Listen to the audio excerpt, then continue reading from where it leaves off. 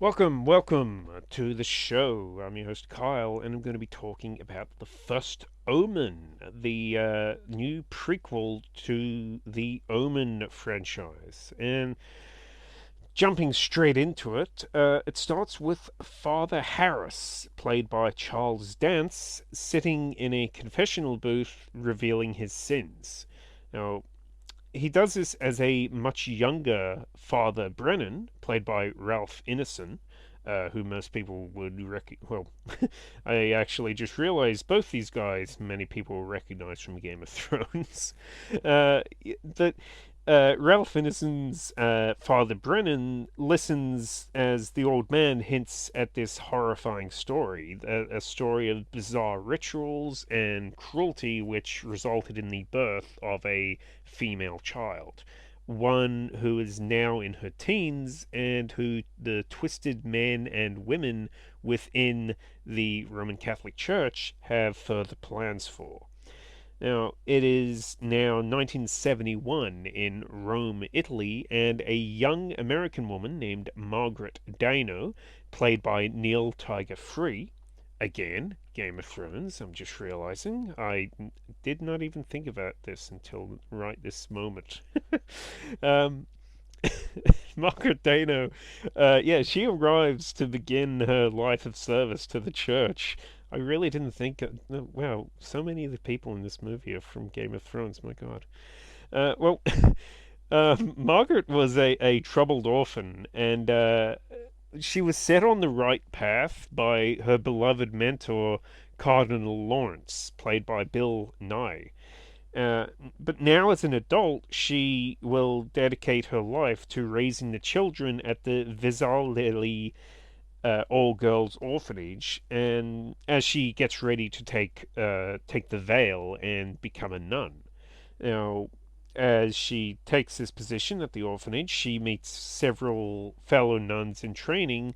Also, her superior sister Silva, played by Sonia Braga, and the children of the orphanage, as well as an adolescent girl named Carlita, played by Nicole Sorace.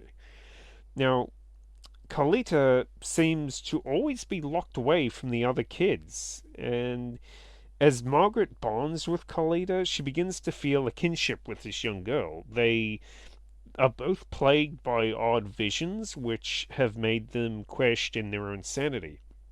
But the more Margaret spends at the orphanage, the more time Margaret spends at the orphanage, the more things seem off.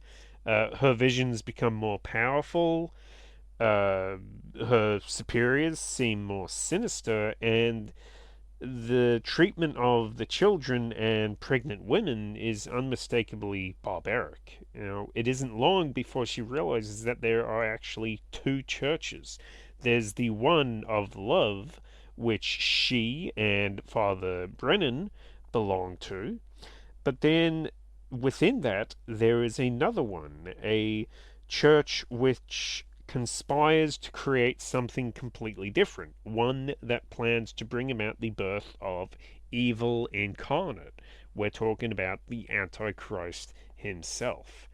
Now, following in the wake of The Exorcist, which was released in 1973, Richard Donner directed his breakthrough film, The Omen. Of course, Richard Donner, many people know for later directing the Lethal Weapon movies, or, of course, directing the first two Superman movies with Christopher Reeves. Basically, uh, giving us the first feature films based around superheroes that people could actually take seriously. Now, starring screen legend Gregory Peck, The Omen was a chilling tale of a US diplomat who slowly discovered that his adopted child was the Antichrist. Now, several sequels followed. I mean, they always do. But there was a remake which was predictably released on June 6th, 2006. Of course, being 666. That was the entire marketing gimmick behind the movie, and I think the entire reason that they made it. Now, while While The Omen was never as iconic as The Exorcist, the original film now remains a supernatural horror classic. And talking about the sequels, they're pretty dark in their own way. Sam Neill stars in the third one as a grown up Antichrist, and yeah, they're some pretty twisted movies. Now, but now, nearly 50 years after the original The Omen was made, director Arkasha Stevenson makes her feature directorial debut with this stylish prequel slash reboot.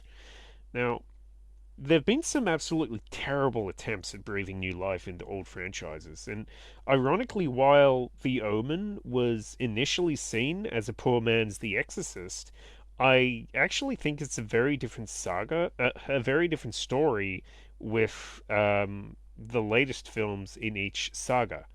Uh, the first Omen achieves much grander heights than that which The Exorcist Believer managed last year. So while The Exorcist Believer felt derivative and lazy, the first Omen actually works hard to elicit the same thrills as its predecessor. Now, through Stevenson's direction, that the same gothic and foreboding nature which Richard Donner gave the original film can be felt here also. The film it really does feel like a 1970s horror film with its timely soundtrack, its costume design, its pacing, and also even its casting. This carries through even into the scares, which I think are at their most frightening when they're at their most subtle. The cast are quite stunning, with Neil Tiger Free easily able to carry such a heavy film with all its disturbing content, both just emotionally disturbing and physically graphic violence and that sort of thing. Uh, Ralph Ineson, he also does a lot of heavy lifting, and somehow I think he helps maintain that authentic 1970s feel just by being there. He really does feel like the kind of actor that they would have cast in a movie like The Omen back in the early 1970s. Now, Bill Nye, unfortunately, while Ralph Ineson makes the movie better just by being there, Bill Nye, on the other hand, he really, unfortunately, is just there. He's playing a character whose large absences from the film leave very little to latch onto, and even less in the way of ambiguity. I mean, it's hard to have any kind of twists as far as that character goes when the character's barely in the movie, and it really does feel a little like stunt casting, I guess, is what you'd call it. Now, despite some of these patches in logic, the first Omen's story is actually quite interesting to follow, even when, as a prequel, we know where the film must eventually end. Now, as Margaret delves deeper and deeper into this insane conspiracy, symbolism and foreshadowing begin to take shape, and the true biblical horrors present themselves. Now, for much of its runtime, The First Omen is a great example of how to make a prequel film. It tells its own story, but it sets up what it needs to in order to set up the original movie, you know?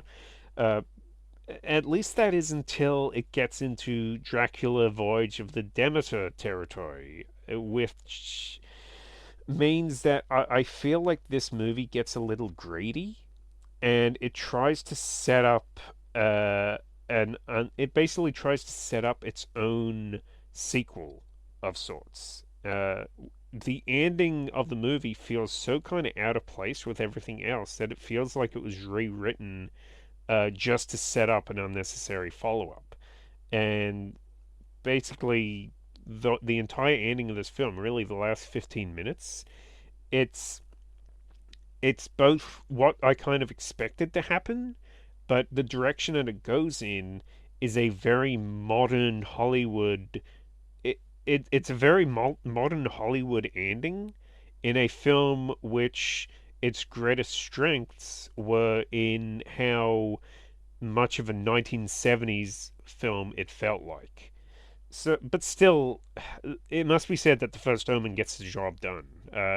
While some performers feel underused, Nell Tiger Free, Ralph Ineson, and Sonia Braga, they all elevate the film immensely, while Akasha Stevenson, she crafts an effectively creepy and original take on the familiar supernatural grotesqueries of the Omen franchise. It really is one that fans of the series, or even people that have never seen the original movie, or hell, even the remake from 2006, which I now realize is almost 20 years old. I'm beginning to feel really old. Yeah, I'm sure that there's still plenty here for just horror films to enjoy, horror film fans to enjoy altogether. So yeah, I'm going to give this movie 3.5 out of 5. I honestly, I did enjoy how it was crafted a lot more than I thought I would. I expected to be really kind of disappointed by this, and yeah, I actually quite enjoyed it. I think, especially after movies like The Exorcist Believer, which were just I really feel were just terrible. I think that this movie's actually yeah, it's quite an entertaining, quite a chilling, and yeah, quite a disturbing little horror film, and yeah, it comes recommended as somebody who really enjoyed the original Omen film, and by that I mean the 1976 The Omen. It's really odd when they call a movie the first Omen, because I mean then you know it's kind of tricky to refer to the original Omen. Like, which film am I talking about? Anyway, yeah, as somebody who's quite a fan of the 1976 The Omen movie with Gregory Peck, yeah, I quite enjoyed this, and yeah, that's pretty much the highest recommendation that I can give it.